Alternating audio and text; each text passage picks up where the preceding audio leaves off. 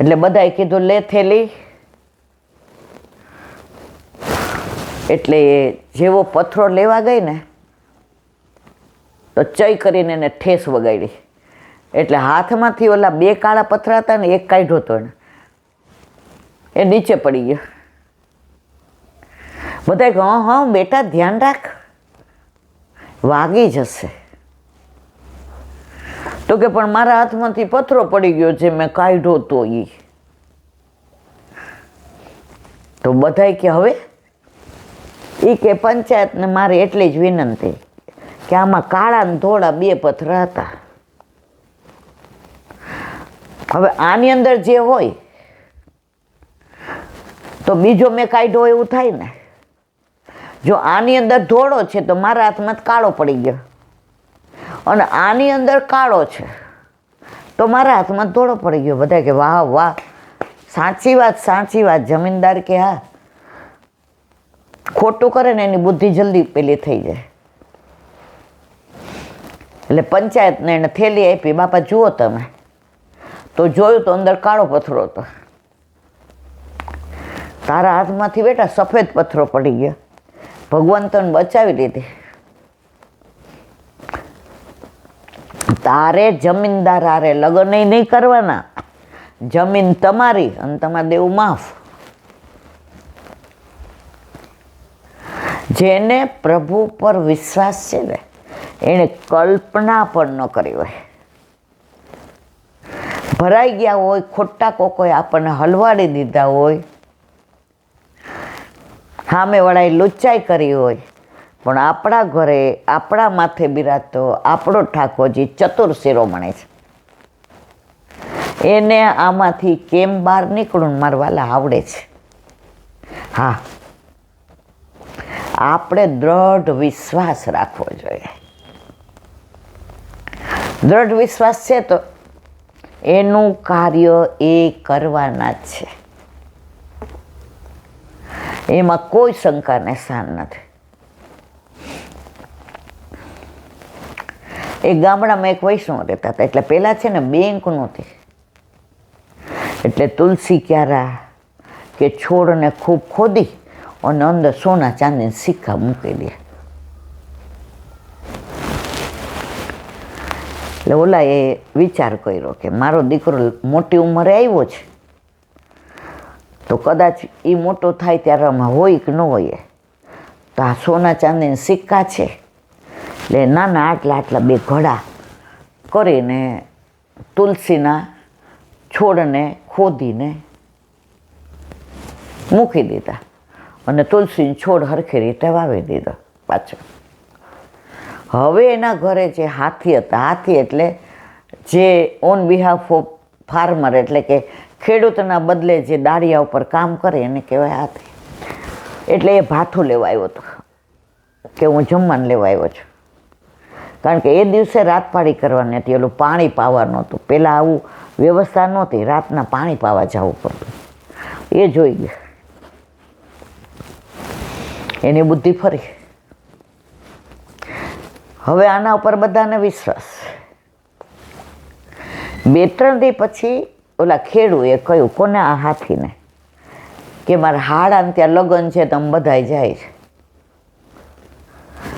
ખેતરે એ કે તારો ભાઈ રહેશે અને તું ઘરનું રખોપું કરજે, અમે અઠવાડિયે આવશું. અને ગાયને દોઈને 2 ભાઈઓ દૂધ લઈ લેજો, નહીતર ગાયના આંચળમાં પેલું થઈ જાય, દોઈએ નહીં તો. એ કે હા બાપા, માય બાપ. પણ આના પેટમાં પાપ કયું હતું કે આપણો મેળ પડી ગયો.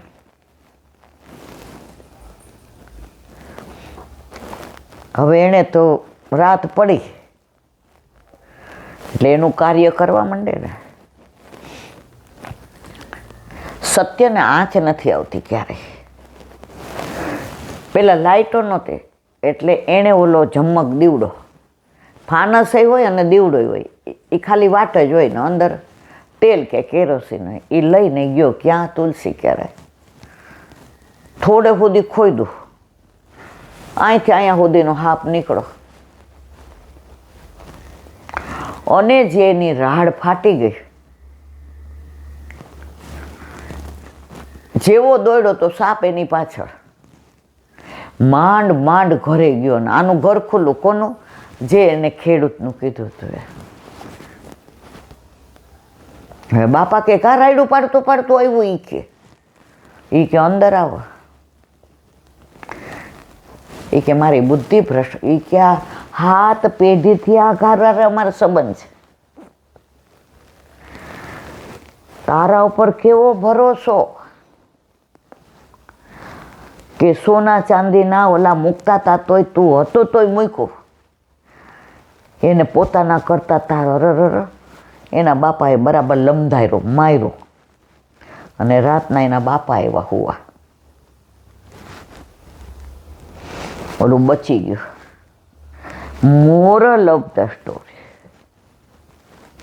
તમે સાચા છો, તમારી કમાવાની રીત સાચી છે, તમે કોઈનું ખરાબ નથી કરતા, તો તમારું ધ્યાન તમારા ઘરે તમારા માથે બિરાજતો તમારો ઠાકોરજી રાખે છે રાખે છે રાખે છે. એમાં કોઈ હા, તમને પ્રભુ પર વિશ્વાસ હોવો જોઈએ. તો આ બધું તો આજે પણ બને છે. પ્રભુ કઈ મોરપીંછ ધારણ કરીને મોરલી લઈને નથી આવતો. એ કોઈ પણ સ્વરૂપે આવે છે અને તમારી રક્ષા કરે છે. આ સાચો બની ગયેલો પ્રસંગ છે. અમે નાનપણમાં ગામડામાં જાતા ને એટલે રામજીને ચોરે બધી વાતો થાય. પછી તો થોડા 12-13 વર્ષના થાય ને એટલે ઓલું તડકો છાંયો રમતા હોય, નદી પર્વત રમતા હોય. એટલે પછી વાર્તા કહે અમારા ભાદા દાદા. હવે મને નાનપણથી વાર્તા બહુ ગમે. અત્યારે બધા કે ઈલાબેન તમે નાની વાત કહો ને મજા આવે, પણ આમાં ઘણી ક્યારે સાંભળ્યું હોય ને ક્યારે સાંભળ્યું હોય.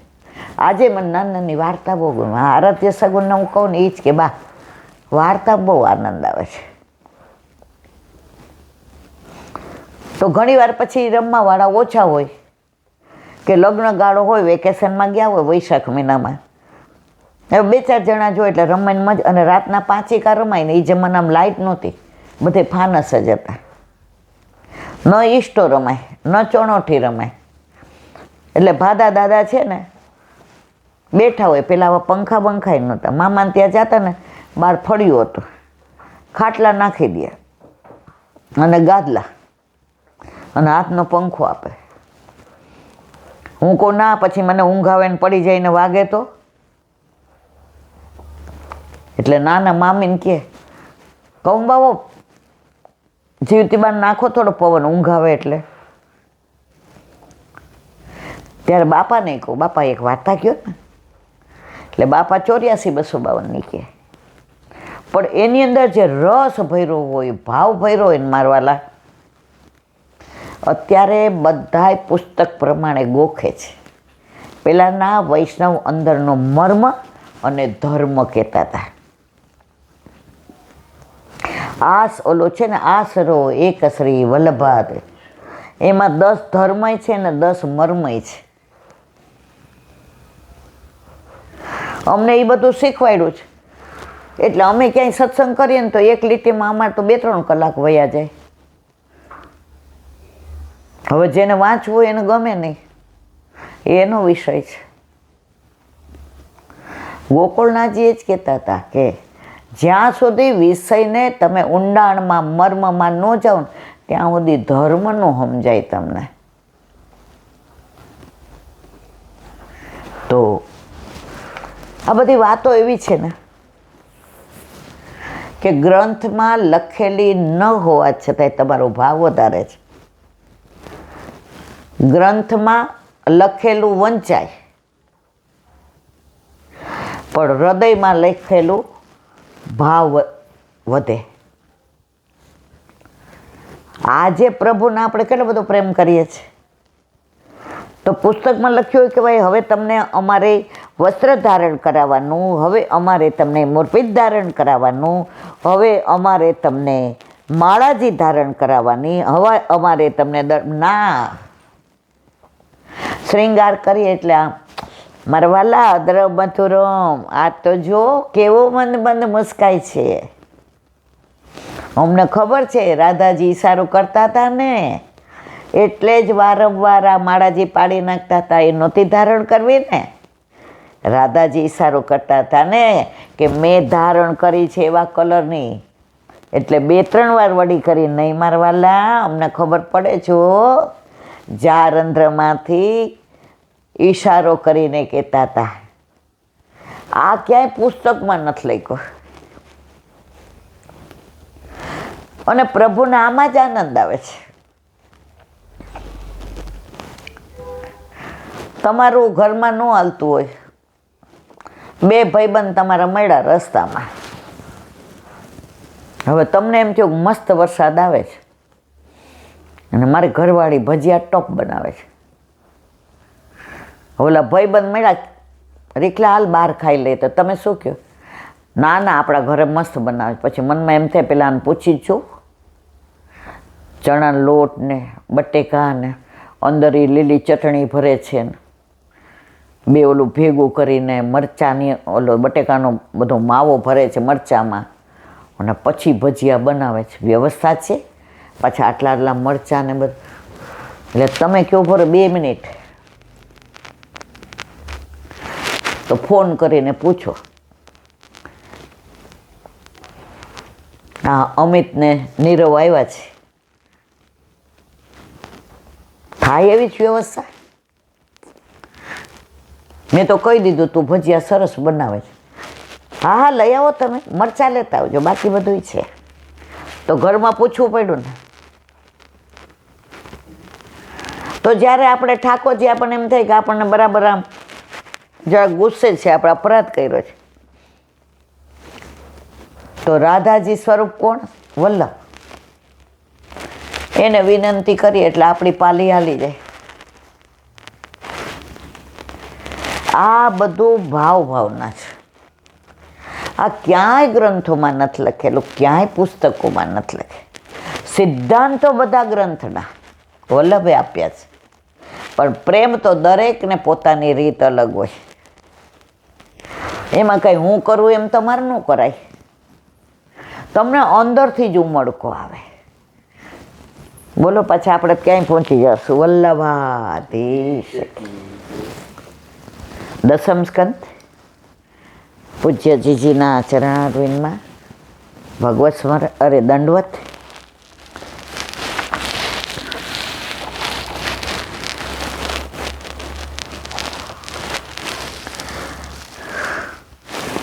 પરીક્ષિતે જે 6 પ્રશ્ન પૂછે એનો જવાબ અત્યારે આપી રહ્યા છે. હવે આગળ. યદોશ્ચ ધર્મશીલસ્ય નિતરામ મુનિસતમ તત્રાંશેના વર્તિણેશ્ય વિષ્ણુ વિજ્ઞાની સંશન. રાજા પરીક્ષિત સુખદેવજીને મુનિસતમ કહ્યા. આખા એ શ્રી ભાગવતજીમાં શ્રી સુખદેવજી માટે આટલું સુંદર સંબોધન અગાઉ ક્યારેય થયું નથી. કયું કીધું? મુનિસતમ. સંબોધનમાં પરીક્ષિતે પોતાના અંતરના ભાવ કહી દીધા. શ્રી સુખદેવજી મહારાજ અદ્ભુત વસ્તુને સમજાવવાના અધિકારી છે. સુખદેવજી પ્રભુને સમજાવી શકે એવું બીજું કોઈ ન સમજાવી શકે. એ જ વસ્તુ આપણા વલ્લભ, એ સમજાવી શકે એવું બીજું કોઈ ન સમજાવી શકે. પદ્મનામદાસ કથા વાંચતા હતા અને દુનિયાભાઈનું નામ કે એના જેવું કોઈ ભાગવત ન વાંચે, અને પૈસા ભરી ભરીને જે આપે. હા, વલ્લભ નીકળે ઠાકોરજીની ભ્રમર ગીત ઉપર સુંદર ઊભા રહી ગયા. હજી કહો, હજી કહો, હજી કહો. પદ્મનામદાસે ઘણું બધું કહ્યું. એ કે ના, હજી કહો. એ કે પ્રભુ જેટલું હતું એટલું કીધું, આનાથી વધુ હું નથી જાણતો. આપ વ્યાસ પીઠ ઉપર બિરાજે. વલ્લભ બિરાજ્યા 3 દિવસ ને 3 રાત એક શ્લોક ઉપર કહ્યું. ત્યારે પદ્મનાભદાસે કહ્યું, આપકી લીલા આપ હી જાનો. આપ જ કૃષ્ણ છે, વસ્તુ તો કૃષ્ણ. તો આપની લીલા આપ જાણો એટલી અમે ના જાણીએ. અને કીધું કે મને શરણે લ્યો. એ કે શરણે એક શરતે લો, ભાગવત ક્યારેય પ્રયત્ન અને કંઠે પ્રાણ કંઠે આવી જાય તોય ભાગવતજીનો વિક્રય ન થાય, ભાગવતજી વેચાય નહીં, વેચાતું સંભળાય પણ નહીં અને વેચાતું કહેવાય પણ નહીં. પદ્મનાભદાસે હાથમાં લઈને જળ સંકલ્પ, કોઈ પણ ભાગ ગ્રંથ નહીં. અરે ઊભો રે, તારી